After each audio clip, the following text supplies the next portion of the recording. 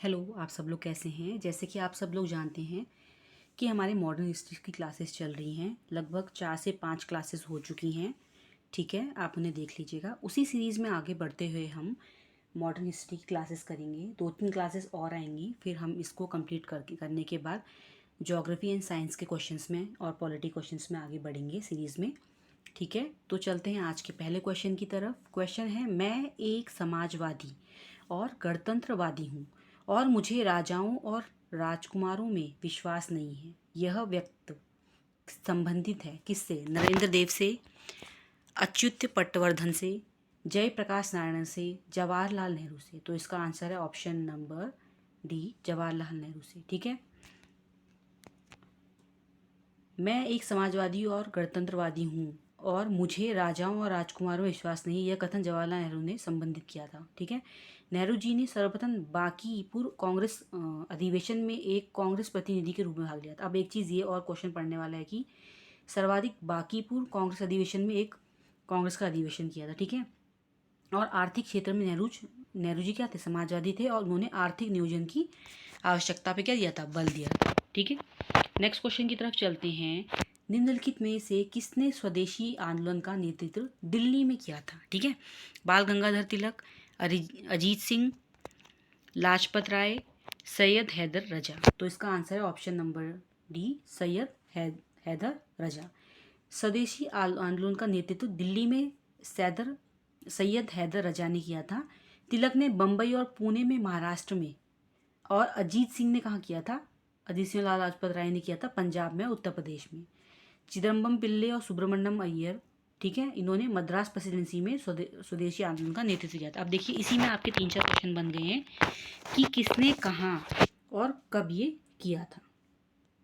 ठीक है, अगला क्वेश्चन है आपका, लंदन में ब्रिटिश इंडिया कंपनी के गठन के समय भारत का निम्नलिखित में से कौन बादशाह था? अकबर, जहांगीर, शाहजहां या औरंगजेब?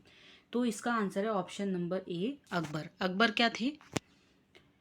लंदन में ब्रिटिश ईस्ट इंडिया कंपनी की गठन के समय में भारत के बादशाह के रूप में थे। ठीक है, अब क्या था कि यूरोपीय कंपनियों में जिन्हें भारत में आकर अपनी व्यापारिक गतिविधियां करी थी ना, अंग्रेज सर्वाधिक सफल रहे थे उस समय। अंग्रेजों की सफलता का कारण था कि इनका भारत के साथ समूचे एशियाई व्यापार में भी स्वरूप को समझना और व्यापार विस्तार पर, मतलब वो बाकी जो एशियाई एरिया में थे उसमें भी उन्होंने अपने व्यापार डाले और वो सफल रहे क्योंकि उनको उस चीज़ की नॉलेज थी। 1599 ईस्वी में क्या किया था? जॉन मिलेंडनाल ने नामक ब्रिटिश यात्री ने थल मार्ग से भारत में आए थे वो। ठीक है, 1599 में कौन आए थे? जॉन मिल्डेन हॉल नामक ब्रिटिश यात्री थल मार्ग से भारत आए थे। 1599 में उन्होंने इंग्लैंड में एक मर्चेंट एंड वेचर्स नामक दल ने अंग्रेजी ईस्ट इंडिया कंपनी अथवा the governor and company of merchants of London trading to the East India की स्थापना की थी। उस समय क्या था? भारत में किसका शासन था? अकबर का शासन था। ठीक है, अगला है, निम्नलिखित नेताओं में से किसने भारत छोड़ो आंदोलन के दौरान जेल से फरार होकर भूमिगत गतिविधियों को संगठित किया था? जेबी कृपलानी, राम मनोहर लोहिया, अच्युत पटवर्धन ने, जयप्रकाश नारायण ने? तो इसका आंसर है option number D, Jayaprakash Narayan ने। भारत छोड़ो आंदोलन के दौरान जयप्रकाश नारायण को गिरफ्तार कर लिया गया था। हाजरी बाग सेंट्रल जेल में रखा गया था उन्हें। कहाँ रखा गया था? हाजरी बाग सेंट्रल जेल में। फिर क्या हुआ? जेल की दीवार और फांद कर जयप्रकाश नारायण क्या हो गए? फरार हो गए थे। ठीक है, आंदोलन के दौरान भूमिगत होकर आजाद दस्ता का उन्होंने क्या किया था? भूमिगत होकर आजाद दस्ता का उन्होंने गठन किया था। किस अधिनियम ने भारतवासियों को अपने देश के प्रशासन में कुछ हिस्सा लेने को संभव बनाया? Charter act 1833, charter act 1853, government of India act 1858 या 1861, इंडियन काउंसिल एक्ट? तो आंसर इसका ऑप्शन नंबर ए, 1833। अब 1833 के जो चार्टर अधिनियम था उसमें क्या थी? व्यवस्था थी कि कंपनी में किसी भी भारतीय को उसके धर्म, जन्म स्थान, जाति और रंग के आधार पर कंपनी के अधीन किसी भी पद पे नियुक्त से वंचित नहीं किया जाएगा, ऐसा बोला गया था 1833 के चार्टर एक्ट में। इस प्रावधान ने भारतवासियों के प्रशासन में हिस्सा लेने का मार्ग प्रशस्त किया। इस समय के बाद क्या हुआ कि जो प्रशासनिक चीज़ें थी उनमें हिस्सा लेने के लिए इन्हें मार्गदर्शित किया गया। ठीक है, उसके बाद क्या हुआ इस अधिनियम में, इसके द्वारा कंपनी के व्यापारिक अधिकार पूर्णतः समाप्त कर दिए गए। जो व्यापारिक अधिकार थे वो सारे समाप्त कर दिए गए और कंपनी के कार्य ब्रिटिश सरकार की ओर से मात्र भारत का शासन करना ही रह गया था। ठीक है, बंगाल के गवर्नर जनरल को भारत का गवर्नर जनरल कहा जाने लगा। इस समय क्या जाने लगा कि बंगाल का जो 1833 के एक्ट में के बाद क्या हुआ, बंगाल के गवर्नर जनरल को भारत का गवर्नर जनरल कहा गया। भारतीय कानूनों का वर्गीकरण किया गया तथा इस कार्य के लिए विधि आयोग की नियुक्ति गई। किसकी नियुक्ति गई? विधि आयोग की। अब देखिए इसी में आपके 4-5 क्वेश्चन बन गए हैं। ठीक है, अगला है प्रथम महायुद्ध के दौरान कहाँ पर भारत की एक अंतिम सरकार बनी थी और जिसके प्रेसिडेंट राजेंद्र महेंद्र प्रताप थे?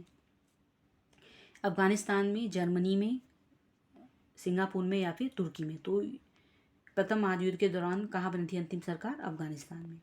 राजा महेंद्र प्रताप जी ने क्या किया था? जर्मनी के सहयोग से अफगानिस्तान के काबुल नगर में दिसंबर 1915 को अंतरिम भारत सरकार की स्थापना की।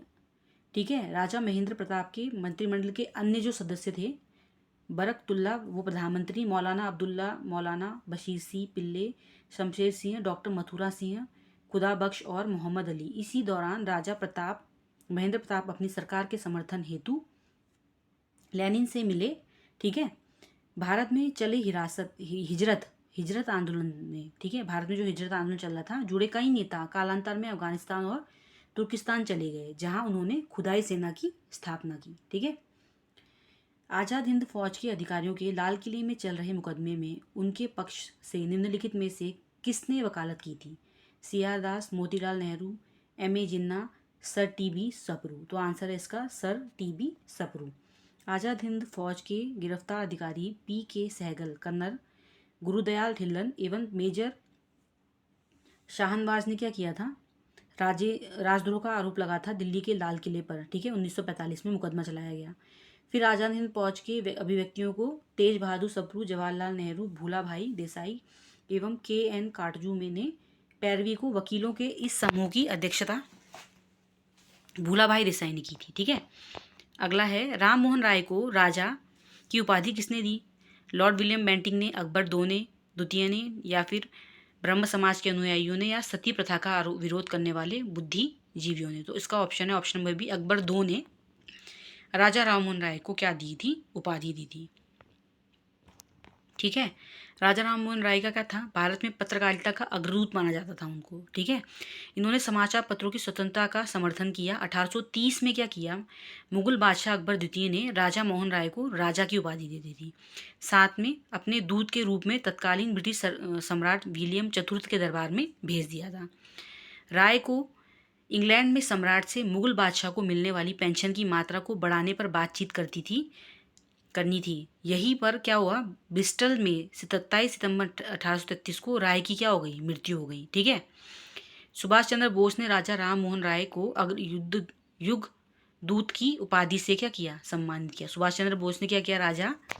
सुभाष चंद्र बोस ने राजा राम मोहन राय को युगदूत की उपाधि से क्या किया? सम्मानित किया। अगला है राउंड टेबल जो कॉन्फ्रेंस हुई थी उसकी सभी तीनों गोल में सम्मान में भाग लिया था। तीनों में किसने भाग लिया था मतलब? ठीक है, जवाहरलाल नेहरू ने, BR अम्बेडकर ने, वल्लभ भाई पटेल ने, राजेंद्र प्रसाद। तो ऑप्शन नंबर 20 का आंसर है BR अम्बेडकर ने। उपयुक्त चारों व्यक्तियों में से मात्र BR अम्बेडकर ही थे जिन्होंने तीनों गोलमेज सभा में क्या किया था? सम्मेलन में भाग लिया था। अगला है दक्षिण अफ्रीका से वापस लौटने के पश्चात गांधी जी ने अपने प्रथम सफल सत्याग्रह शुरू किया। चंपारण से, चोरी चौरा में, बारदोली में या दांडी में? तो आंसर है इसका ऑप्शन नंबर ए, चंपारण में। दक्षिण अफ्रीका में वापस लौटने के बाद पश्चात गांधी जी ने प्रथम सफल सत्याग्रह जो 1917 में चंपारण बिहार में किया था। ठीक है, और चंपारण आंदोलन के समय ही पहली बार गांधी जी ने भारत में सत्याग्रह करने की धमकी दी थी। चंपारण सत्याग्रह के सफल नेतृत्व के बाद ही रविंद्रनाथ टैगोर ने महात्मा गांधी जी को पहली बार क्या किया था? महात्मा की उपाधि दी थी। ठीक है,